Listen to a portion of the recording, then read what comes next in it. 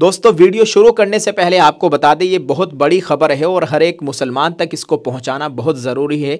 इसलिए आप इसको अभी से शेयर कर दें और लाइक कर दें। लाइक करने से फ़ायदा ये होगा कि ज़्यादा से ज़्यादा लोगों तक ये वीडियो पहुंचेगी। अस्सलाम वालेकुम रहमतुल्लाहि व बरकातहू। जी हाँ नाज़रीन, मैं एहतिशाम निज़ामी कासमी। दोस्तों आज 29 जनवरी 2025 से एक बहुत बड़ी खबर आपके साथ शेयर कर रहे हैं। दोस्तों मुस्लिम पर्सनल लॉ बोर्ड ने बिल आखिर एक बहुत बड़े एहतिजाज की, बड़ी तहरीक की, हुकूमत को बहुत बड़ी वार्निंग दी है। वक्फ तरमीमी बिल मामला all India Muslim personal law board की मुल्क गिर तहरीक चलाने की वार्निंग। दोस्तों ये पूरी जानकारी मुस्लिम पर्सनल लॉ बोर्ड की जानिब से एक लेटर पैड के जरिए दी गई है और भारत के बड़े बड़े उलमाए किराम ने इस लेटर पैड को जारी किया है। स्क्रीन पर आप मुस्लिम पर्सनल लॉ बोर्ड का ये लेटर पैड देख सकते हैं। इसमें बताया गया है all India Muslim personal law board और दीगर दीनी व मिली तंजीमों ने मुश्तरका पार्लिमानी कमेटी के जरिए वक्फ तरमीमी बिल की मंजूरी और उत्तराखंड में यूनिफॉर्म सिविल कोड के निफाज को इंतहाई अफसोसनाक और मुल्क के लिए बदबख्ताना करार दिया है। मुस्लिम कायदीन ने कहा कि ज्वाइंट पार्लिमानी कमेटी पर तमाम जमहूरी व अखलाकी कदरों और मुसलमानों के दस्तूरी हुकूक को पामाल करने का इल्ज़ाम आयद किया। बोर्ड ने करोड़ों की तादाद में दी गई मुसलमानों की आरा, उनके जज्बात और एहसासात को नज़रअंदाज करने और अपोजिशन मेंबरान की तजावीज़ को मुस्तरद करने का इल्ज़ाम आयद करते हुए कहा कि बिल की मंजूरी की सिफारिश इंतहाई नामाकूल, गैर जमहूरी और मुसलमानों के हुकूक पर दस्त दराजी है। यूसीसी पर मुस्लिम पर्सनल लॉ बोर्ड और तंजीमों का रद्द अमल। मुस्लिम पर्सनल लॉ बोर्ड ने एक अहम बयान जारी करके रियासत उत्तराखंड के यूसीसी कानून को गैर जमहूरी, गैर दस्तूरी और शहरियों के बुनियादी हुकूक पर दस्त दराजी करार दिया। बयान में कहा गया है कि ये हमारे लिए हरगिज़ काबिल कबूल नहीं है। मुल्क का दस्तूर मुसलमान समेत तमाम शहरियों को अपना मजहबी अकीदा रखने और मजहबी तालीमात पर अमल करने की आज़ादी देता है। बोर्ड के मुताबिक मुस्लिम पर्सनल लॉ दीन इस्लाम का जुज़वी लाइनफ़क है, जिसे शरीयत एप्लीकेशन एक्ट 1937 के ज़रिए तहफ़्फ़ुज़ भी फराहम किया गया है। मिली तंजीमों का दावा है कि किसी रियासत को यूनिफॉर्म सिविल कोड बनाने का हरगिज़ भी इख्तियार नहीं है। ये रियासती हुदूद से मुजरिमाना तजावुज़ है।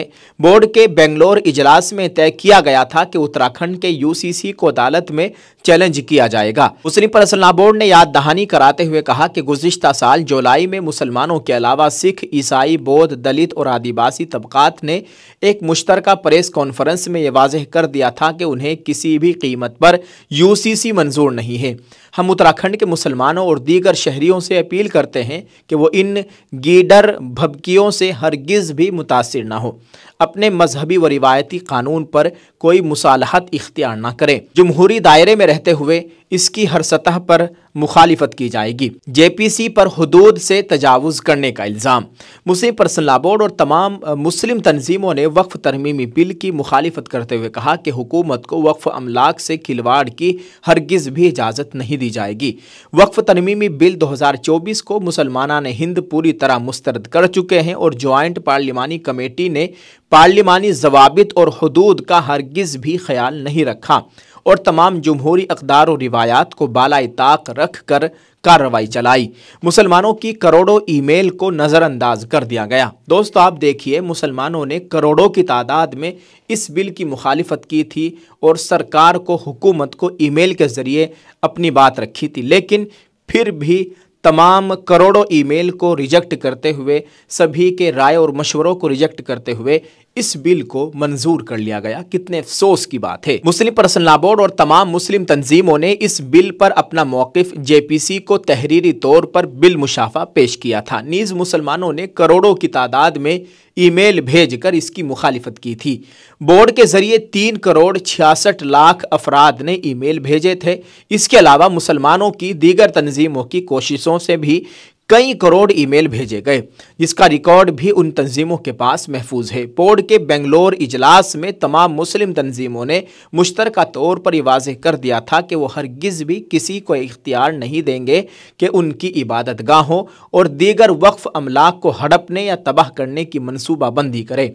बोर्ड ने कहा कि हुकूमत मुसलमानों के सब्र का इम्तिहान न ले और मुल्क को जमहूरियत के बजाय तानाशाही की तरफ न ले जाए। अक़लियतों की जायदादों पर कब्ज़ा जमाने की कोशिश सरासर जुल्म है जिसको कोई भी इंसाफ पसंद गिरोह कबूल नहीं कर सकता। हमें अफसोस है कि एनडीए की हलीफ जमातों ने अपना किरदार नहीं निभाया और बीजेपी के फिरकावाराना एजेंडे का साथ दिया। हम हज़्ब मुखालिफ की सेकुलर पार्टियों से अपील करते हैं कि वो अगर ये बिल पार्लियामेंट में पेश किया जाता है तो मुत्तहिदा तौर पर इसकी पुरजोर मुखालिफत करे। वक्फ तरमीमी बिल के खिलाफ कुल हिंद तहरीक की वार्निंग दी गई है। दोस्तों आपको बताएं, उन्होंने मजीद कहा कि हम हुकूमत से भी मुतालबा करते हैं कि वो इस तरमीमी बिल को वापस ले और साबिका कानून को बरकरार रखे, वरना मुसलमानों के लिए अवामी जिद्दोजहद के अलावा कोई और रास्ता नहीं बचेगा और नतीजतन जो सूरत हाल पैदा होगी उसके लिए हुकूमत जिम्मेदार होगी। वक्फ की अमलाक को बचाने के लिए हम तमाम जमहूरी व दस्तूरी ज़राए का भरपूर इस्तेमाल करेंगे, जिसमें कुल हिंद एहतिजाजी तहरीक भी शामिल है। इसके लिए अगर हमें सड़कों पर आना पड़े या जेल जाना पड़े तो इससे भी दरीग नहीं किया जाएगा। दोस्तों, ये ऐलान जारी किया गया है इन उलमा हजरात की जानिब से, जिसमें हज़रत मौलाना खालिद सैफुल्लाह रहमानी साहब सदर all India Muslim personal law board, हज़रत मौलाना सैयद अरशद मदनी साहब नाइब सदर बोर्ड व सदर जमीयत उलमा हिंद, हज़रत मौलाना उबैदुल्लाह खान आज़मी नाइब सदर बोर्ड, हज़रत मौलाना असगर अली इमाम महदी सल्फ़ी नाइब सदर बोर्ड व सदर जमीयत अहले हदीस, जनाब सैयद सादतुल्लाह हुसैनी नाइब सदर बोर्ड, अमीर जमात इस्लामी हिंद मौलाना मोहम्मद अली मोहसिन नकवी नाइब सदर बोर्ड, मौलाना फजलुर रहीम मुजद्दिदी जनरल सेक्रेटरी बोर्ड, मौलाना सैयद महमूद असद मदनी सदर जमीयत उलमा हिंद व रुकन आमिला बोर्ड, मौलाना उमरैन महफूज रहमानी साहब सेक्रेटरी बोर्ड, मौलाना डॉक्टर यासीन अली बदायूनी उस्मानी सेक्रेटरी बोर्ड, मौलाना सैयद बिलाल अब्दुल हई हसनी नदवी सेक्रेटरी बोर्ड, जनाब यूसुफ हातिम मछाला सीनियर एडवोकेट रुकन आमिला बोर्ड व convener legal committee, doctor Syed Qasim Rasool Ilyas तर्जमान व रुकन आमिला बोर्ड। इन हजरात की जानिब से ये बड़ी वार्निंग दी गई है और ये एक बहुत बड़ा ऐलान जारी किया गया है जो हमने आपके साथ शेयर कर दिया है। दोस्तों, आप इस ताल्लुक से क्या कहेंगे, कमेंट करके अपनी राय ज़रूर पेश कीजिएगा। दुआ है अल्लाह ताला हमारे मुल्क में अमन व अमान का माहौल कायम फरमाए।